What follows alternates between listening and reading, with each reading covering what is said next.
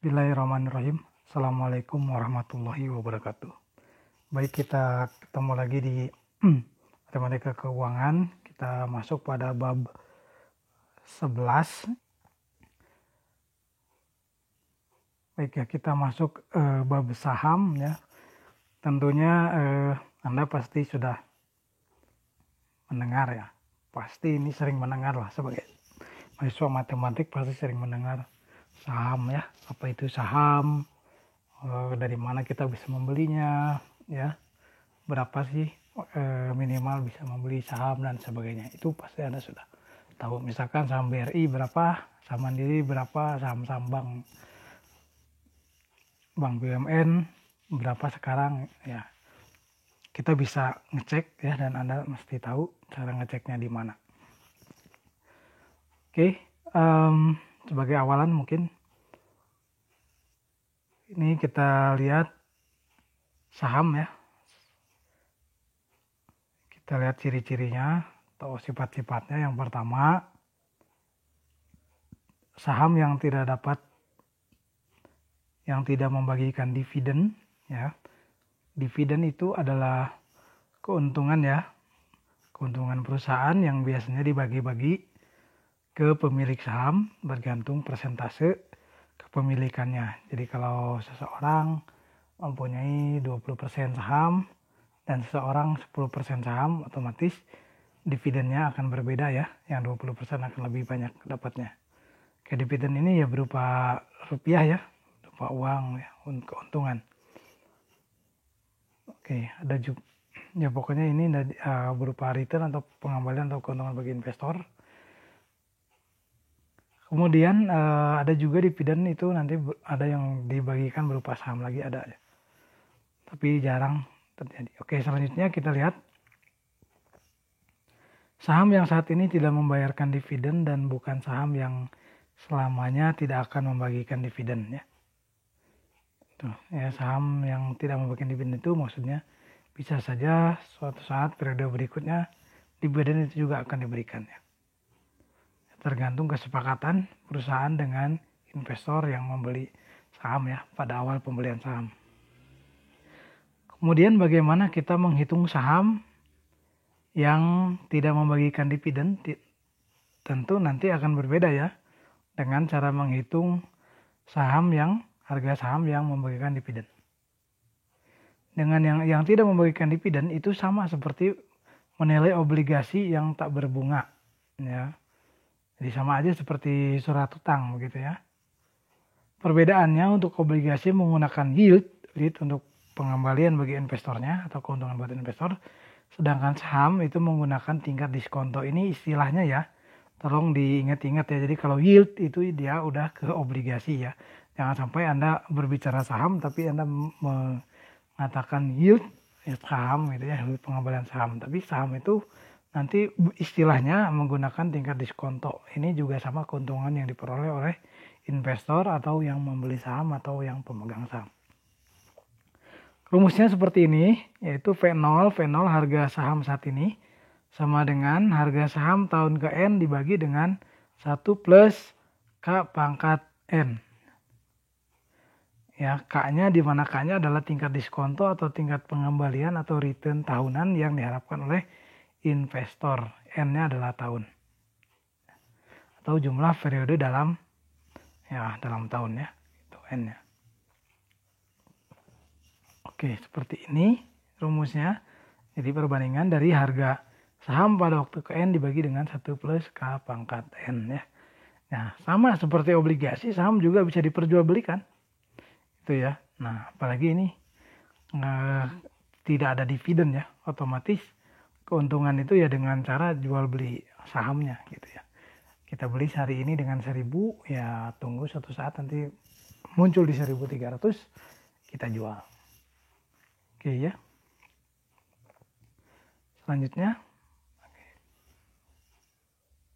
Selanjutnya kita lihat contoh 1. Berapa nilai saham sebuah perusahaan yang tidak membagikan dividen jika harganya setahun lagi diperkirakan 1.200 dan investor mengharapkan return atau pengembalian sebesar 20% atas investasinya. jawab. Kita lihat harga 1.200 ini kan harga setahun lagi ya, berarti VN ya, bukan harga saat ini. Ya, N-nya berarti 1 tahun. K-nya tingkat diskonnya yang diharapkan adalah 20%, berarti 0,2 atau 20%. Sehingga kita cari nilai harga pembeliannya adalah VN per 1 plus K pangkat N. Jadi 1.200 dibagi dengan 1 plus 0,2 pangkat 1 sama dengan 1.000. Jadi harga pembeliannya, harga awalnya adalah Rp1.000 V0-nya. Harga saat ininya ya, saat ininya adalah 1.000. Selanjutnya, sebuah saham disepakati banyak analis tidak akan membagikan dividen jika harganya tahun depan adalah 5.600, sedangkan harga pasarnya sekarang adalah 5.000, berapakah return yang diharapkan investor? Nah, ini berarti yang dicari Kak ya. Nah, kita udah punya VO dan VN-nya. VO-nya 5.000 harga sekarangnya dan VN-nya 5.600. N-nya sama dengan 1. Berarti K-nya adalah, karena tadi ada perpangkatan N-nya, berarti nanti akar N VN per V0 min 1. Berarti 12%. Oke, min 1-nya itu di luar akar ini ya. Oke, seperti ini ya. Nah, begitu. Jadi kita bisa menghitung-hitung ya, kalau misalkan kita sebagai investor tidak tertarik dengan 12% returnnya hanya dengan 12% per tahun, ya udah kita nggak usah beli saham ini gitu ya. Tapi kalau kita cukup lumayan nih di atas deposito ya, ya sudah ambil sahamnya. Ini termasuk saham yang murah untuk kita kalau kita menginginkan K-nya maksimal 12% gitu. Kalau menginginkan K yang lebih dari ini, ya berarti tidak perlu membeli saham itu. Gitu ya. Oke. Selanjutnya yang kedua, saham dengan pemberi dividen yang tak berpola ya, pemberian dividen yang tidak berpola. Artinya dividennya tidak pasti diberikan dalam waktu yang teratur ya. Jadi nanti tidak teratur, jadi seperti bonus gitu ya. Tiba-tiba untungnya besar bagikan, atau kadang juga tidak dibagikan gitu ya.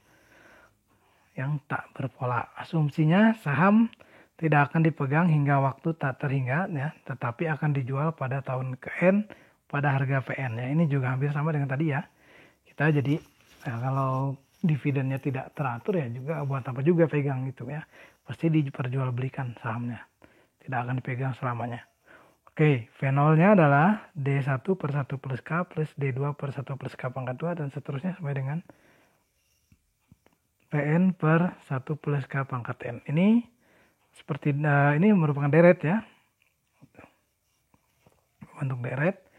Dengan D1-nya adalah dividen setahun lagi. D2-nya dividen 2 tahun lagi atau N sama dengan 2. DN-nya adalah dividen N tahun lagi dan VN adalah harga saham pada periode ke N. Itu ya. D-nya adalah dividen. Oke. Selanjutnya, asumsi yang kedua adalah dividen tahun ini sudah dibayarkan dan investor akan memegang saham hingga tanggal pencatatan dividen pada tahun N sehingga berhak atas dividen tahun N dan atau ditulis dengan DN. Oke, contoh ya. Sebuah perusahaan ABC diproyeksikan akan membagikan dividen sebesar Rp150 setahun lagi ya, dan Rp200 2 tahun lagi. Jika harga saham itu 2 tahun lagi diperkirakan 4.000 dan investor mengharapkan return 15%, hitunglah harga wajar saham ABC. Ini sebagai contoh aja ya, pada kenyataannya saham itu ya di atas 4.000 ya, 6.000, 7.000 gitu tergantung perusahaannya. Tapi itu per lembar. Ya, per lembar. Jadi kalau misalkan satu slot itu isinya 500 lembar saham, kalau harganya misalkan ini 4.000 aja ya, 5 kali 4 kan udah 20 ya, udah 20.000, tambah nolnya 2, udah 2 juta ya. Nah seperti itu, kali ini nggak mungkin juga satu slot itu pasti lebih dari satu slot pembeliannya ya. Dan kita bisa mengecek saham itu salah satunya di web apa coba ya. Nah, coba Anda tulis di komentar ya. web apa yang bisa untuk mengecek saham. Itu ini tulis di komentar YouTube Bapak. Ini sebagai cross check juga ya, Anda menyimaknya tidak di skip. Oke, itu yang pertama ya, tulis nomor 1 berarti tempat mengecek saham. Nah, nanti tulisnya nanti ya setelah semua videonya dilihat, dan nanti tidak hanya satu soal. Oke, itu soal yang pertama tadi. Kemudian yang ini kita jawab, D1-nya 150, D2-nya 200 ya, kemudian harga ke N-nya 4.000. Tingkat diskontonya 15%, berarti P0-nya harga sekarangnya adalah D1 tambah D2 tambah dengan P2.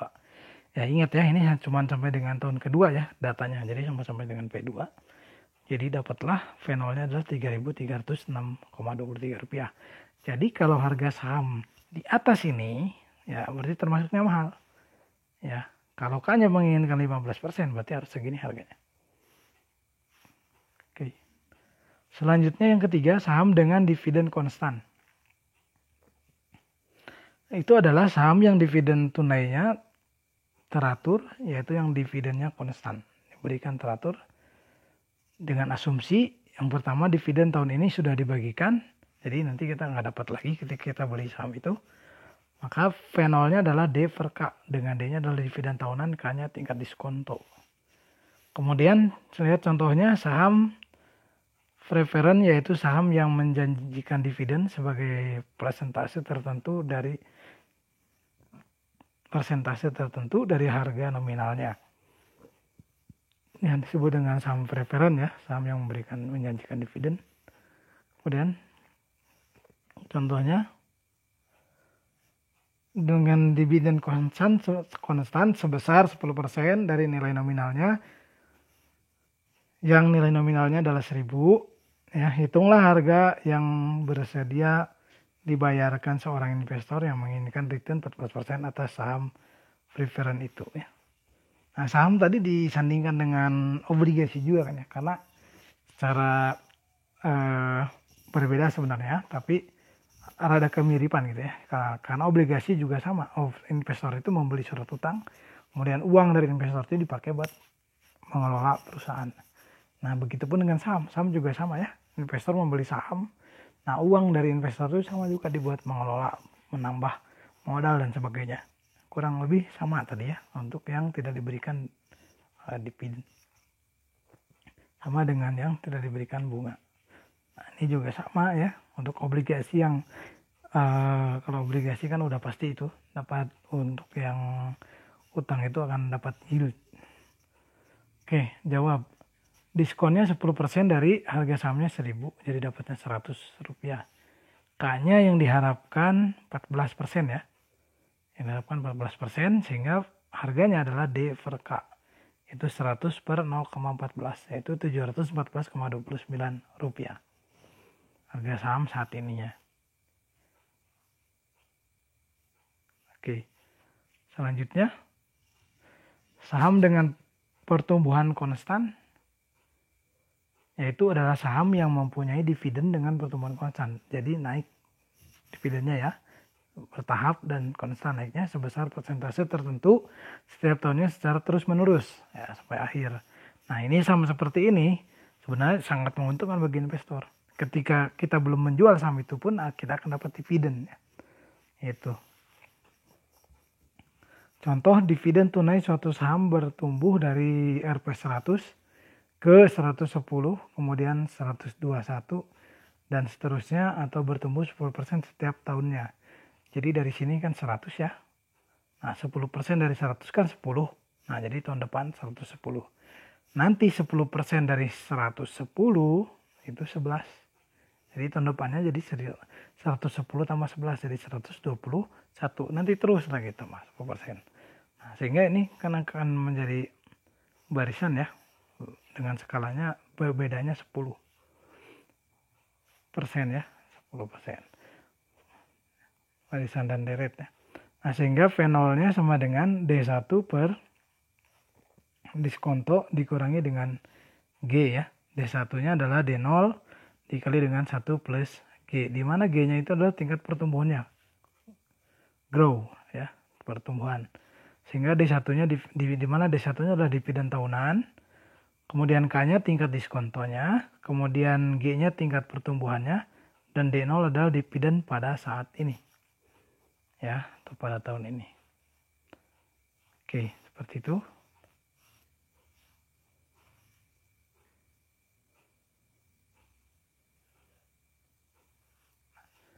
Selanjutnya kita lihat contoh saham DCBA diproyeksikan akan membagikan dividen sebesar Rp108 tahun depan yang akan naik sebesar 8% setiap tahun, jadi G-nya 8%.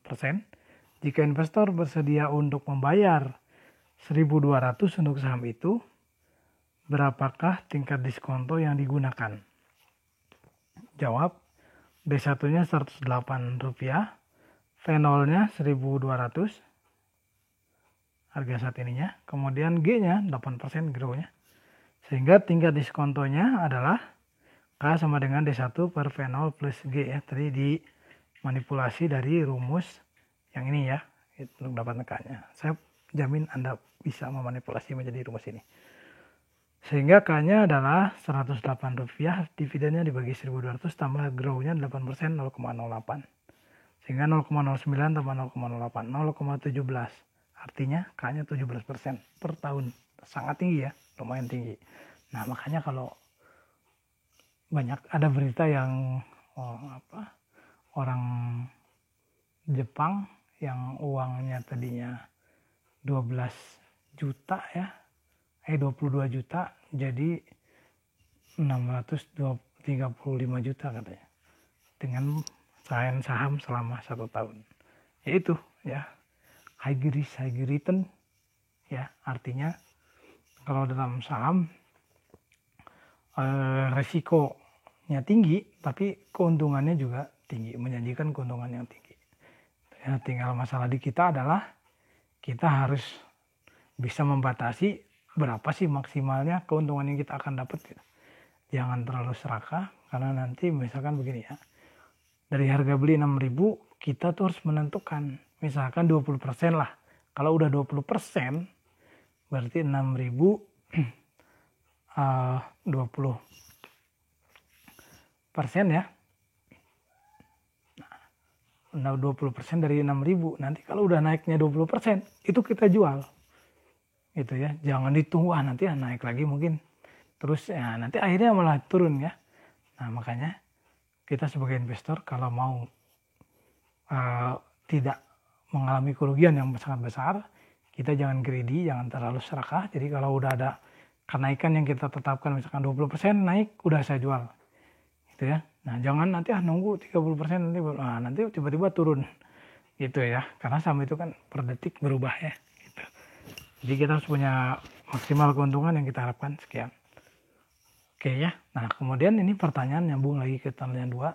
Sekarang Bapak tolong carikan saham Antam ya, saham Antam di website yang jawabannya nomor 1 ya. Carikan saham Antam per hari ini ya, hari ini ya mungkin kita biar nanti seragam ya jawabannya ya, biar nggak beda-beda ya. Hari ini hari Senin 7 Juni, silakan cek ya, 7 Juni yang jam 21.00 aja, 21.00 harga terakhirnya ya, harga terakhir. Karena kalau Anda melihat saham kan ada harga pembukaan ya, ada harga tertinggi, harga terendah ya. Yang hari ini aja, hari ini ya, kalau syukur-syukur dengan jamnya jam 9, atau nggak apa-apa kalau misalkan besok Anda melihatnya kan tinggal rangkuman hari ini harga tertinggi, harga terakhir ya, jangan harga tertinggi atau harga pembukaannya, harga terakhir ya. Oke, itu yang kedua, tuliskan di komentar saham perusahaan Antam. Next. Selanjutnya yang kelima adalah saham dengan pertumbuhan dividennya super normal, di atas normal ya, dimana artinya persentase kenaikan dividennya itu sangat tinggi selama beberapa periode. Nah, terkadang sampai melebihi tingkat diskon yang digunakan ya. Luar biasa ya, mungkin itu perusahaan yang sangat bertumbuh, sangat ya startup mungkin ya kalau zamannya sekarang, yang perusahaannya sangat cepat pertumbuhannya. Rumusnya adalah ini, V0, D1, D2, dan seterusnya sama PN per 1 plus KN. Ini mirip ya dengan rumus sebelumnya. Nah, cuman kita, karena ini ada pertumbuhan, berarti ada G-nya. Berarti D1 per K min GS. S-nya adalah supernormal, dikali dengan 1 min 1 plus GS plus per 1 plus K pangkat N plus DN plus 1 per K min G kali 1 plus K pangkat N.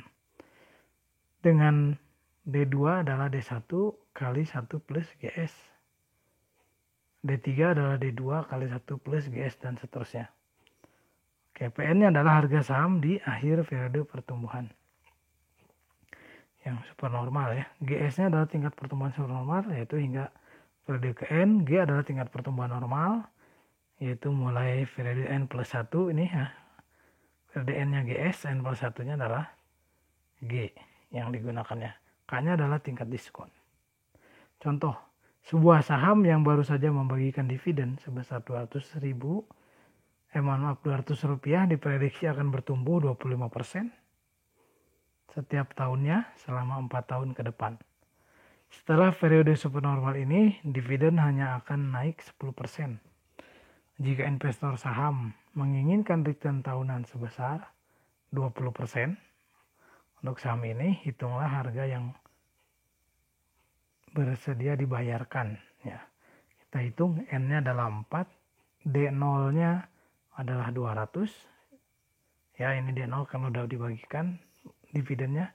GS-nya nih ya, pertumbuhannya 25%, melebihi return. Kemudian K-nya 20%.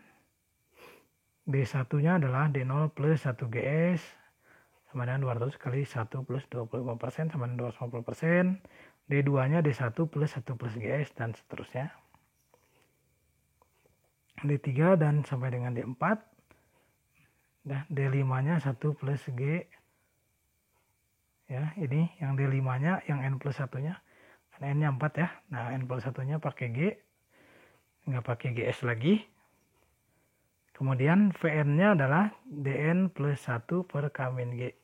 Dapatnya 5.371,094 rupiah. P0-nya sama dengan D1 plus D2 per 1 plus K, 1 plus K pangkat N dan seterusnya.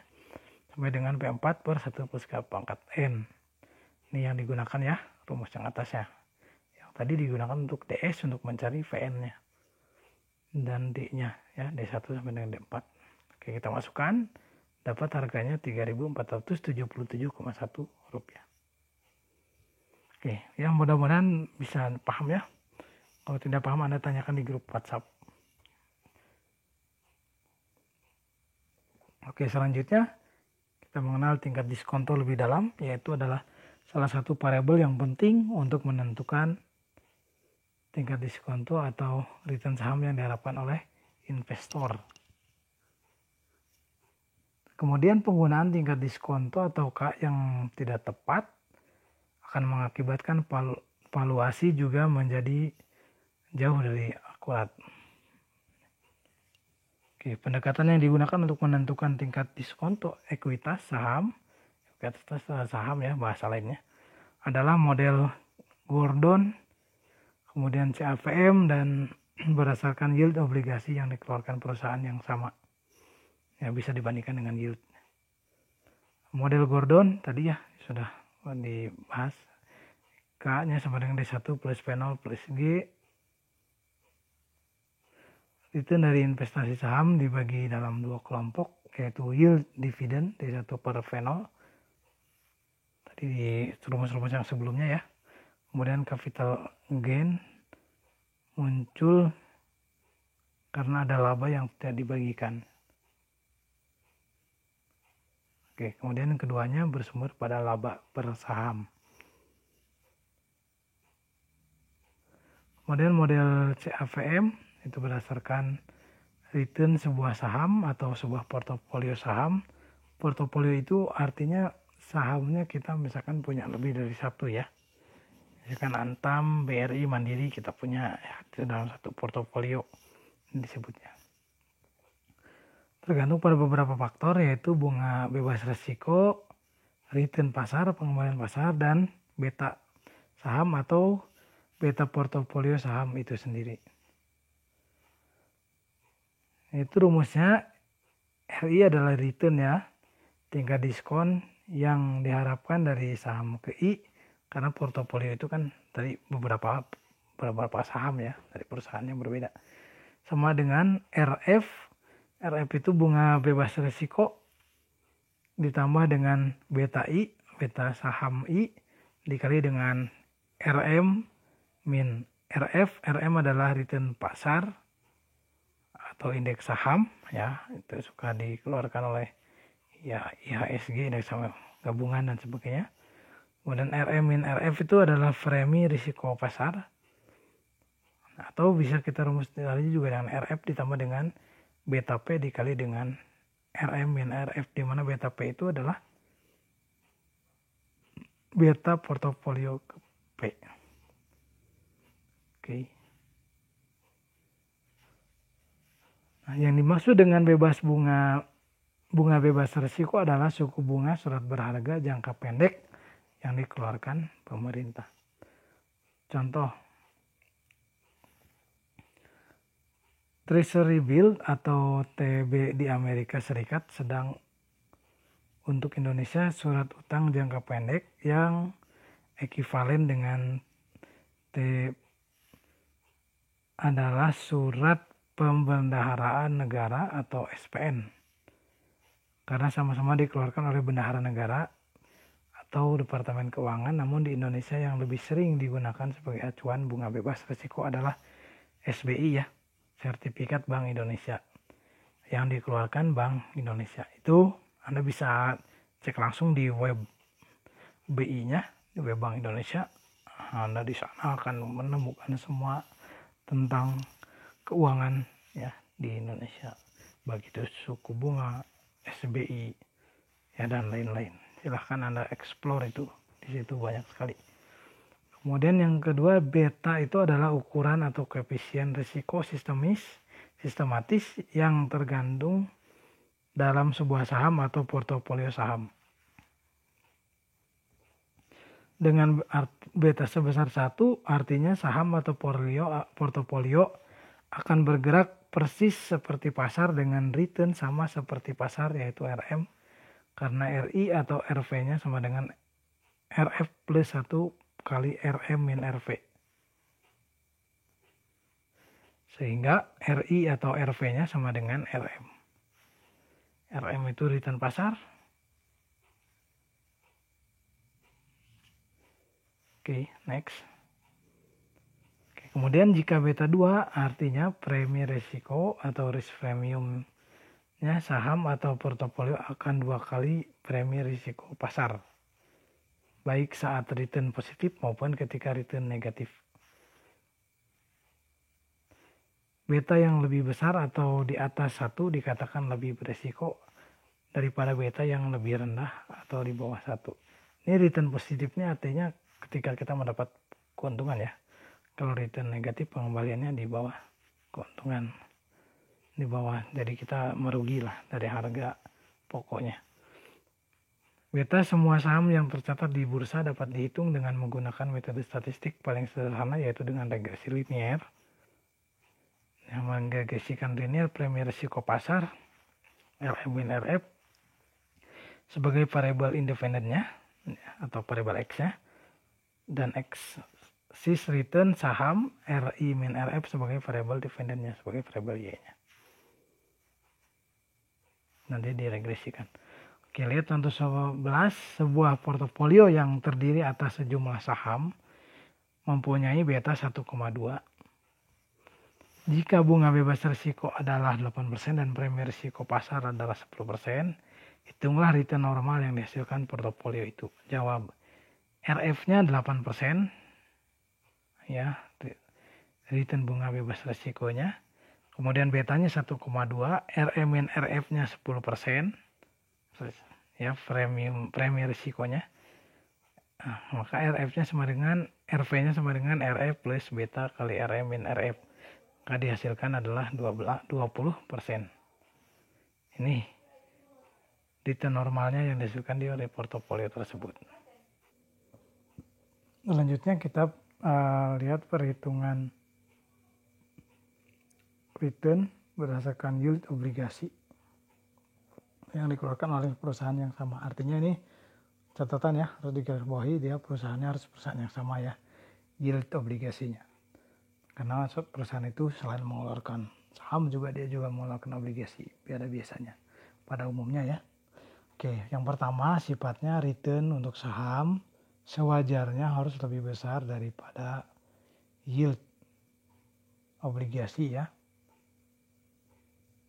yaitu ditambah dengan persentase tertentu untuk premi risiko ekuitas, karena risiko yang dihadapi investor saham lebih besar daripada investor obligasi perusahaan yang sama. Anda bisa bayangkan ya, kalau obligasi itu kita udah pasti dapat tiap bulan ya, kemudian nanti kita bisa di akhir periode dibayar utangnya atau obligasinya dilunasi, kan risikonya lebih kecil ya. Nah, ketimbang dengan saham itu kan nggak ada pengembalian atau pembayaran harga saham lagi. Ya sudah, kalau misalkan harga sahamnya turun ya turunlah harganya, rugilah. Jadi lebih besar risikonya, makanya returnnya pasti lebih besar. Selanjutnya, premi yang dimaksud di sini adalah return tambahan untuk ekuitas atau saham karena adanya risiko tambahan tadi ya. Kemudian ada permasalahan untuk metode ini. Yang pertama, hanya sedikit korporasi di Indonesia yang sudah mengeluarkan obligasi ya, sedikit, kecuali BUMN dan sebagainya itu ada. Jadi kita membandingkan akan kesulitan ini ya untuk yang perusahaan yang tidak punya obligasi. Kemudian yang permasalahan kedua, untuk perusahaan yang sama investor menetapkan yield yang berbeda-beda ya, untuk tenor periode jatuh tempo yang berbeda. Jadi semakin lama tenor, semakin tinggi yield yang diinginkan investor. Itu betul juga ya, karena berkaitan dengan nilai uangnya. Ya, Anda menghutangkan tahun ini 10 juta ke orang lain, kemudian nanti akan dibayar pas 10 tahun yang akan datang, 10 juta juga akan dibayar tuh. Ya, itu nilai uangnya berbeda walaupun nominalnya sama. Jadi otomatis yieldnya harus lebih tinggi ketimbang yang jatuh temponya cuma 5 tahun. Nah, adanya beberapa yield yang berbeda ini membuat tingkat diskonto untuk suatu perusahaan yang sama juga berbeda-beda. Ya, tadi udah ada ya 2 pertanyaan. Pertanyaan yang ketiga, yang terakhir, ini berkaitan dengan obligasi, materi obligasi di bab 10 ya, di pertemuan sebelumnya ya, yang di YouTube. Pertanyaannya adalah obligasi perusahaan apa yang Bapak berikan contohnya, contoh sertifikatnya. Ya, silakan itu juga tulis di komentar. Jadi komentar Anda cukup 1 kali aja. Nomor 1 jawabannya ini, 1 jawabannya X, 2 jawabannya Y, 3 jawabannya Z. Tapi exeger itu pemisalan aja ya. Gitu. Jadi 1 tadi jawabannya apa, yang kedua, ketiga. Jadi cukup 1 orang berkomentar 1 kali aja dengan menuliskan 3 jawaban. Oke, sekian untuk pertemuan ke-12 ini ya. Untuk pertemuan ke-13 dan 14 serta 15 ya, karena ini nanti minggu depan kita udah ujian ya, mungkin nanti akan Bapak berikan tugas ya. Nanti tugasnya dijelaskan di grup WhatsApp. Oke, sekian untuk pertemuan 12 ini. Assalamualaikum warahmatullahi wabarakatuh.